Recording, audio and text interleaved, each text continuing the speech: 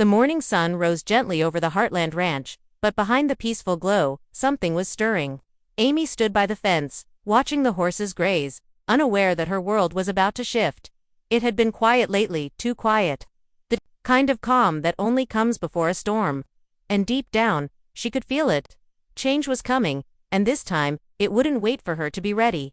Amy had grown used to the silence. It had been years since Ty's death, but his memory still lingered in every corner of the ranch.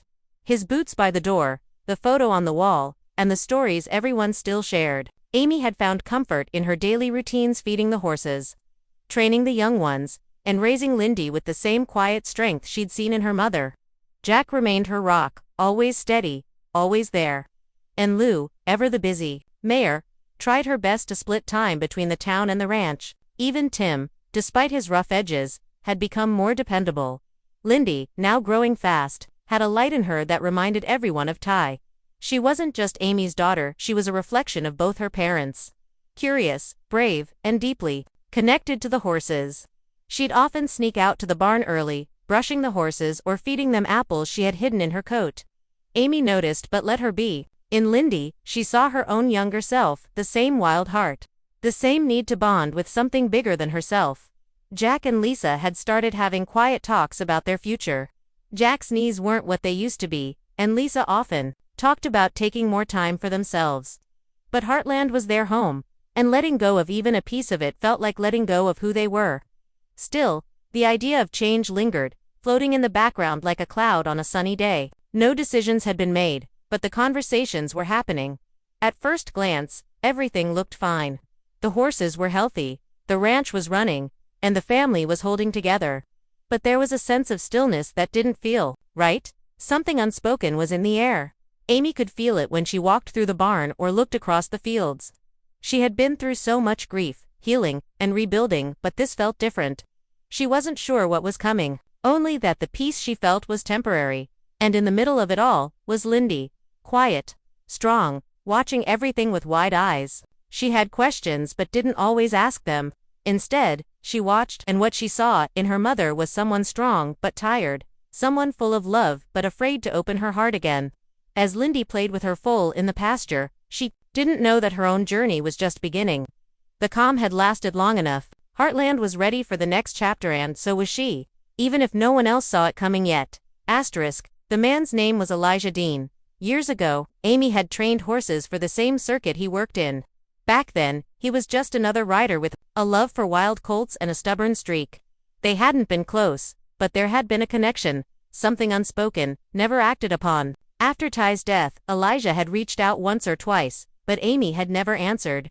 And now, years later, here he was, standing outside the barn as if time had waited for him. Jack was the first to notice. He didn't say much. He rarely did, but his eyes narrowed with quiet judgment. Tim was not so subtle.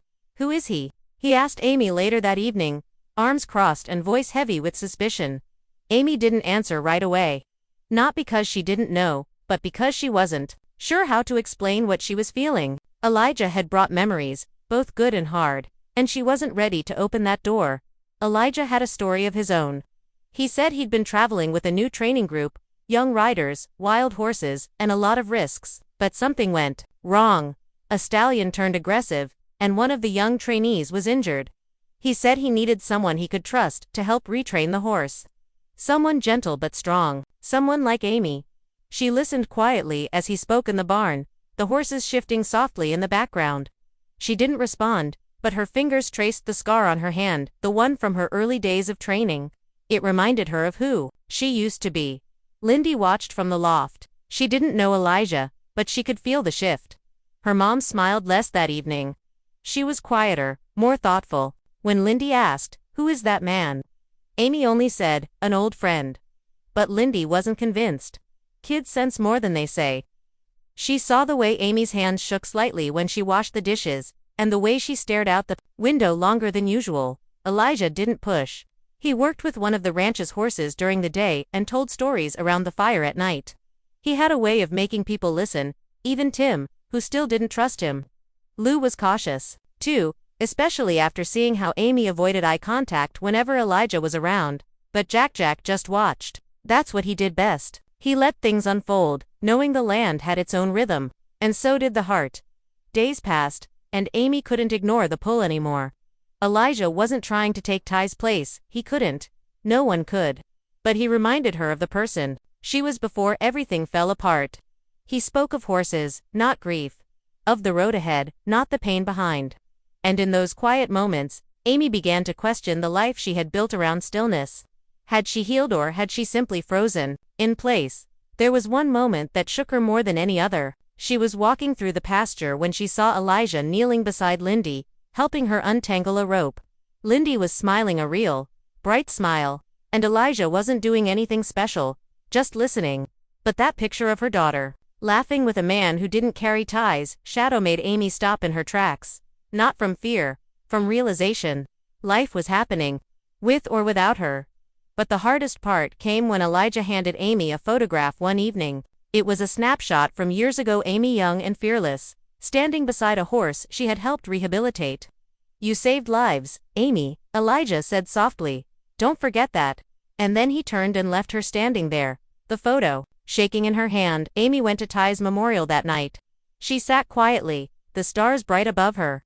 "I'm not replacing you," she whispered, "but I need to live again. For Lindy, for me." Her words were stolen by the wind, but her heart heard them. She didn't have answers yet. She didn't know if Elijah would stay or leave, if this was something real or just a moment passing through like a summer storm. But one thing was clear: shadows from the past had returned. Not to haunt her, but to remind her that her story wasn't over. Not even close. Amy began avoiding the main barn. Not because she was afraid of Elijah, but because being near him stirred up feelings she wasn't ready to face. Every conversation brought memories to the surface. Memories of the days before loss, when she was more than just a mother, more than a survivor, when she was a woman who laughed freely, who dreamed boldly. But now, those dreams felt distant, like a world she could barely remember. Lou noticed at first. She caught Amy sitting alone at the kitchen table, staring at her tea long after it had gone cold. Lou sat across from her, quiet at first, then finally said, "You're thinking too much again." Amy smiled faintly, but her eyes said it all. Lou didn't push. She didn't need to. They had shared too much in life to pretend like silence meant nothing. Lou simply placed her hand over Amy's and gave her the space to speak if and when she was ready. Later that evening, Amy took a long walk down to the pond. It was a place she used to visit with Ty. They'd sit there in silence, watching the water ripple and the horses graze in the distance. She sat on their old log and pulled a folded letter from her jacket. It was a note Ty had written her years ago, before Lindy was born. He had scribbled it during a storm, stuck in a cabin, and left it in her saddlebags. She found it only after his death. The edges were worn now, but the words still echoed with warmth. "No matter where we are, I'll always ride beside you. Keep going. Keep living." That night, Amy finally talked to Jack. She didn't ask for advice. She just told him how confused she felt. How she wasn't sure if the feelings growing inside her were real or just echoes of loneliness. Jack listened, nodding now and then, and when she finished, he leaned back and said, "Amy, loving someone new doesn't erase the love you had. It just means your heart's still beating." His voice was calm, but full of meaning.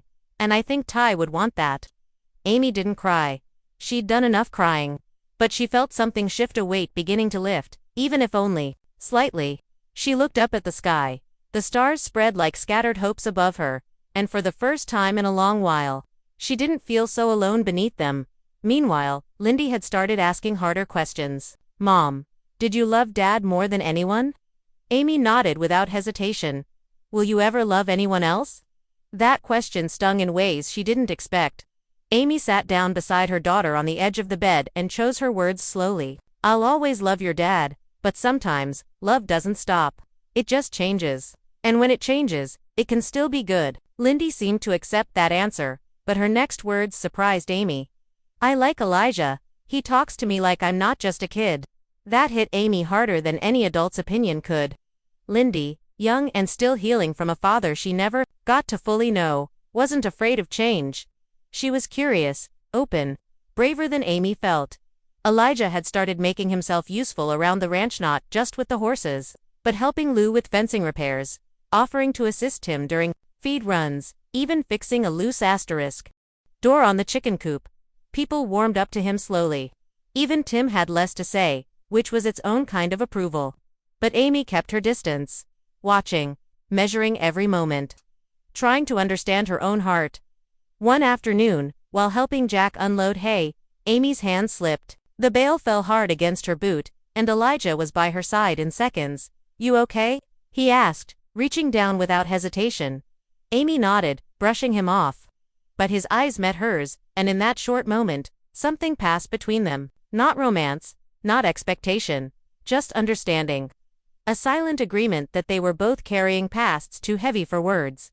After that, Amy began allowing small conversations. Talks about horses, about training styles, about where Elijah had been all these years. He told her about towns he'd visited, horses he couldn't save, and one moment when he almost gave up everything. But then he found a mare wild, broken, and afraid. He saw himself in her, and that saved him. Amy listened without judgment. For the first time, she began to see the man behind the memory. Still, she kept Ty's picture by her bedside.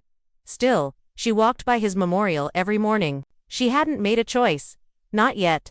But her heart was no longer frozen. It was softening, questioning, stirring beneath layers of grief and love. One night, while Lindy slept and the stars lit the sky, Amy stood outside alone. She thought of Ty, of what he would say. She imagined him smiling, nudging her gently, saying, "It's okay. You don't have to be alone forever." And maybe, just maybe, she believed it. Her heart was still on trial, but for the first time in years, Amy realized she didn't have to prove anything.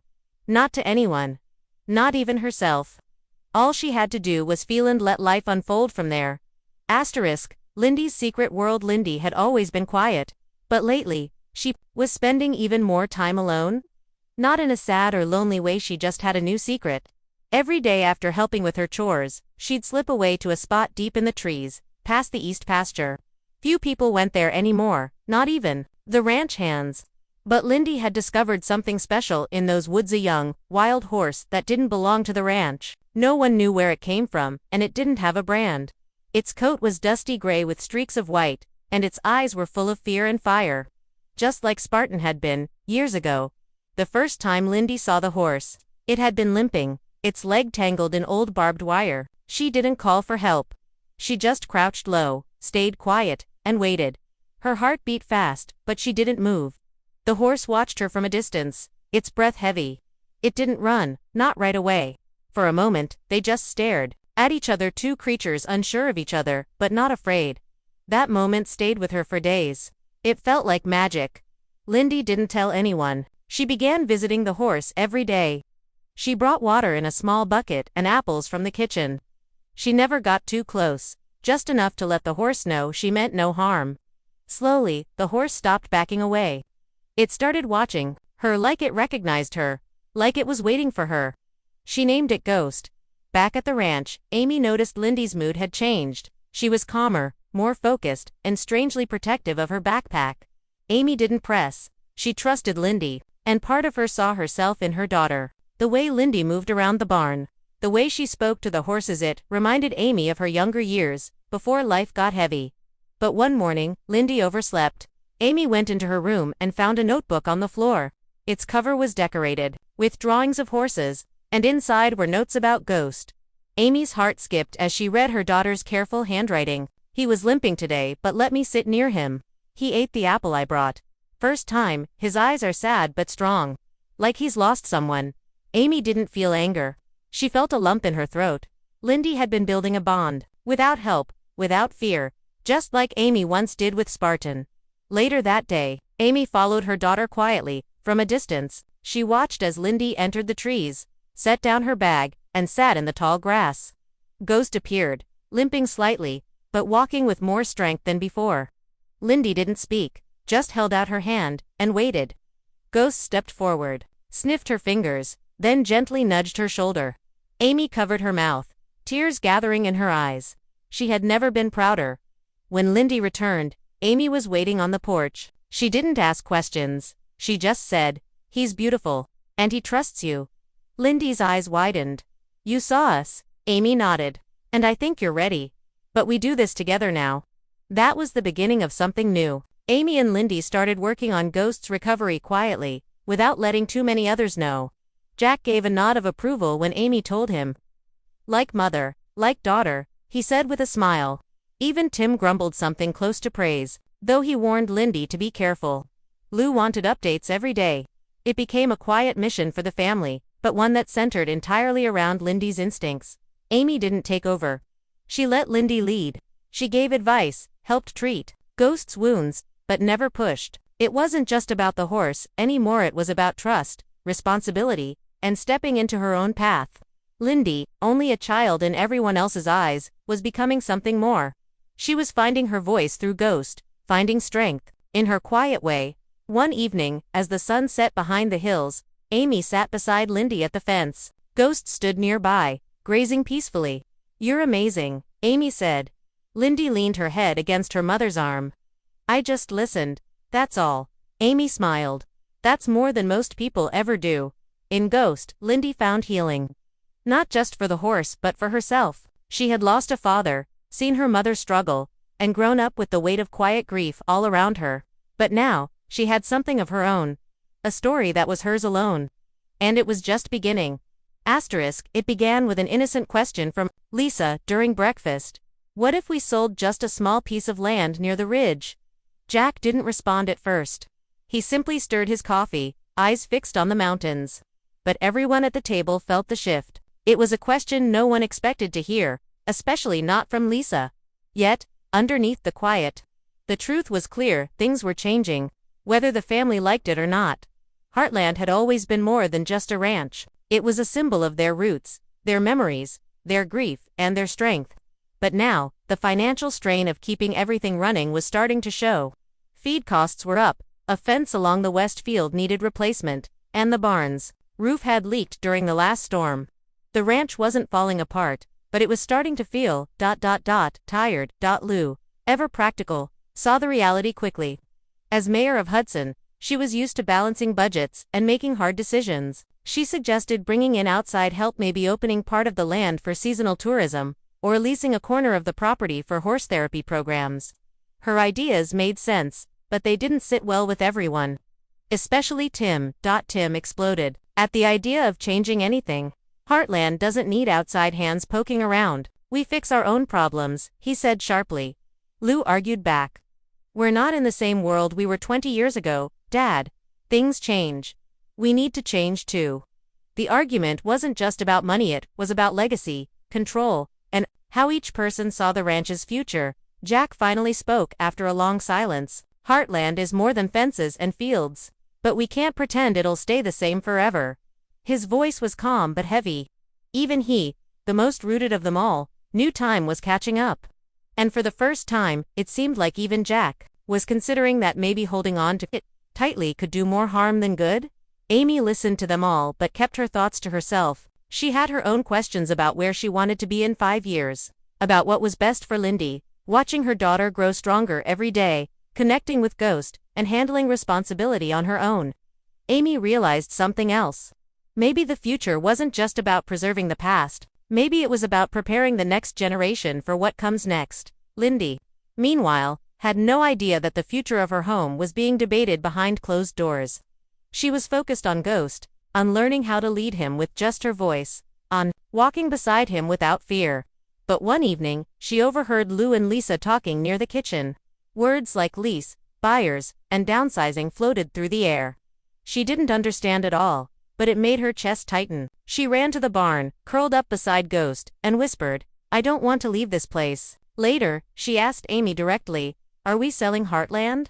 The question hit Amy hard. "No," she replied gently, brushing Lindy's hair behind her ear. "But we're thinking about how to take care of it better. So it's still here, when you're older." Lindy nodded slowly, still unsure, but trusting her mother's voice. The debate continued quietly over the next weeks. Jack and Lisa explored what land, if any, they'd consider parting with. Lou met with people from town about partnerships that could bring income without changing the ranch too much. And Tim stayed angry, fixing things with his hands instead of words. But underneath all the tension was a shared goal: to protect Heartland.